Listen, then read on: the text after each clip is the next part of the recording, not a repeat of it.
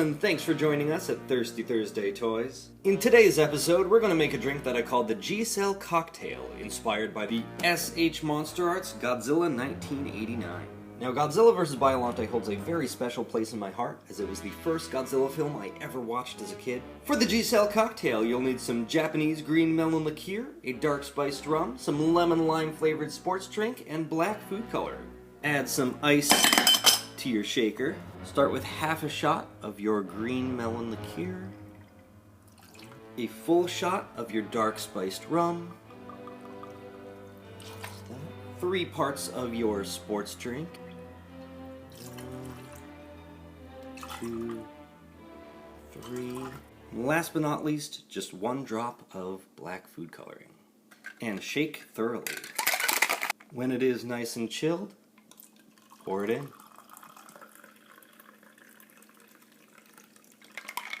Cheers. Now this seems to be a figure many of us were waiting for. A beautiful rendition of a fan-favorite Godzilla suit, an affordable price as far as MonsterArts prices go, in scale with Biollante, a sculpt and articulation that's not built around a light and sound gimmick, and I don't know about you, but I am loving the look of the packaging. I love all the windows on this one. You've got the great big one right here, small slash marks down here, another one on the side, more slash marks on the top, and we've got these 3 down the other side.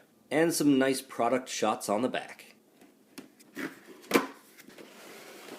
Inside the box you have this backing sheet. Now this Godzilla doesn't come with any effect parts or anything, but I am okay without those.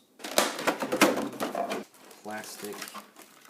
Some copyright information on the foot there. On the bottom of the other foot you can see that YS, as this is sculpted by the man himself, Yuji Sakai. Now, I've been excited for this one for so long, I kind of built it up in my head, so we'll see if it can actually live up to my expectations.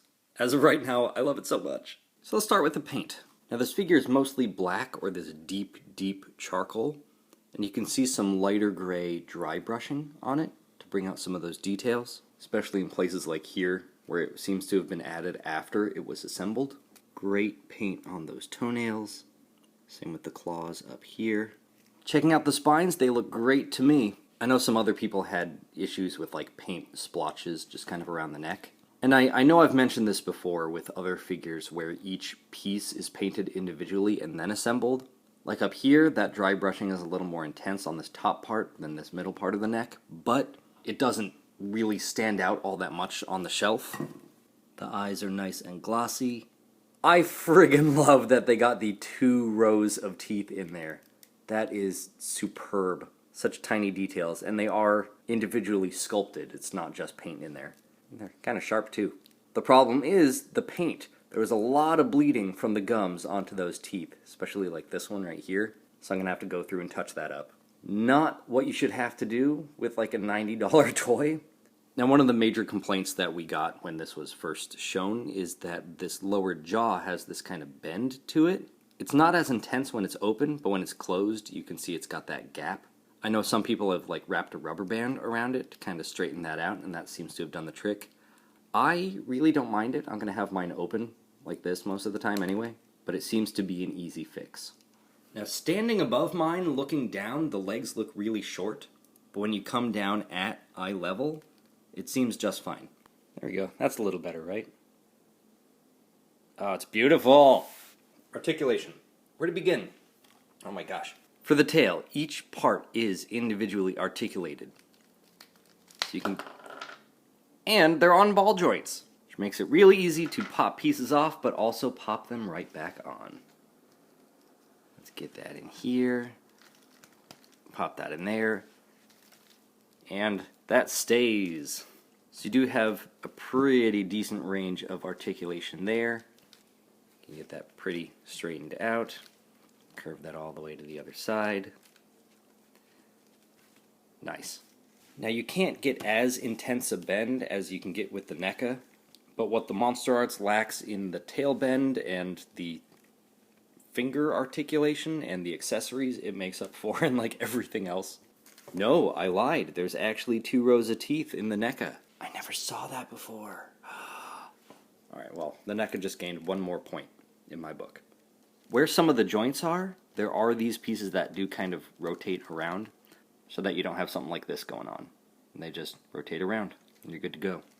For the leg articulation, you've got that joint right in the hips and this extra piece that kind of fills in that gap. I know a lot of people hate those gaps, so that covers that right up. You've got this kind of double jointed knee here. You've got articulation at the ankle, kind of. Mine's real tight and I don't want to break his foot off. You've got joints right here in the waist, so it can kind of bend down a little bit, kind of twist a little bit, not all that much. Again, I don't want to break it. A lot of joints in the arms. You've got that shoulder. You've got this bicep here. You've got the elbow. You've got the wrist. And you've got ball joints. And they do pop right back on. And they stay stronger than the Kong, I think. Then you've got multiple joints in the neck. You have the base of the neck here. You've got this middle part here. Then you've got the top part of the head. This can bend pretty far down. And obviously, the mouth. You can see that nice glossy interior of the mouth. Multiple rows of teeth. I love it so much. So I went ahead and touched up the teeth a little bit. I mixed some yellow, white, and gray, and then thinned it out with some water so it didn't just glob on there. Looks a whole lot better. Alright, let's compare. Looking at the Neca and the MonsterArts, it's like they're two completely different Godzillas. Like, if I didn't know better, I would not say that they're from the same movie. The Neca sculpt is so off to me. The head is so comical. It's got these weird proportions. That crazy thick tail. I love that Neca has been working on the tails. I mean, there's nothing they can do anymore because they lost the license. But I remember in the beginning they had those real short tails and there was a lot of fan complaints. So Neca has come a long way. For something you can find at Target for 25 bucks, this is incredible. It has those articulated hands. It comes with an accessory piece even. But after all is said and done, I think this one blows this one out of the water. No question. Now, having the MonsterArts in hand, I don't even want this one anymore. It's not the worst Neca sculpt out there, but it is far from my favorite. Sorry, Neca. Now, the beam from the Neca does not have like a port that you can plug a stand into. Let's see if we can. Nope. Yes, we can. Oh my gosh. Okay. That's cool. We could also keep the comparisons rolling. Super X2. This one is from the Toho Machine Chronicles set. I highly recommend picking it up. It's got multiple attachments. You can have it open or close here. That pops on and off. It's got this top piece that can come out and you can replace it with other rockets and whatnot. Even has a plug for a stand. And that fits the MonsterArts stands quite well. There we go. Something like that, right? Also, when your G-Cell cocktail gets low, you can really see the green in it. So here's the new SHMA 89 with the one I don't like to abbreviate, the Kokyo Kyoku 1989 with the light up and roar gimmick. It's kind of unfortunate that they did not continue this line. There was going to be a Shin Godzilla, and I don't know why they scrapped that.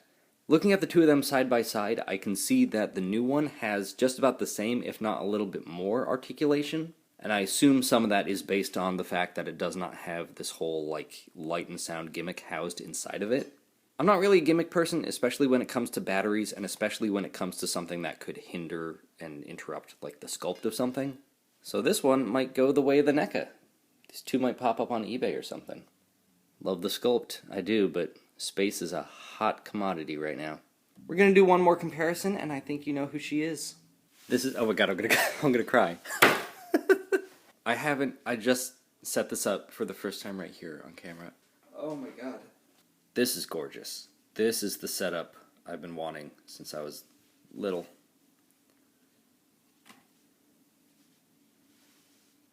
Wow. Now eat him. Yes! There we go.